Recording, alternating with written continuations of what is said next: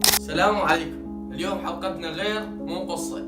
اليوم حلقتنا أسئلة عن أهل البيت وأكو كم سؤال عني.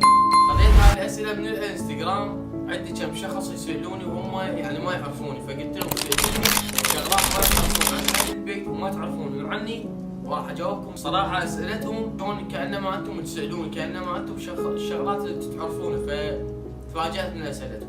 واي حكايه احكيها عن اهل البيت انا متاكد منها يا اما سائل سيد او شيخ يا اما ماخذها من الحساب الرسمي للعتبه الحسينيه. شوف اول سؤال، الوشم حلال لو حرام؟ الوشم حلال، بس شلون؟ اذا اسوي وشم ما ترسم به رسومات مسيئه للدين ولا كتابه مسيئه للدين فوت سالم، بس اذا وشم تخليه مسيء للدين ورسومات شيطانيه وكتابات شيطانيه لا هناك. اولا هذا مو سيد، هذا شيخ صاحب العمامه السوداء تسمى بالسيد، وجده هو رسول الله. العمامه البيضاء تسمى بالشيخ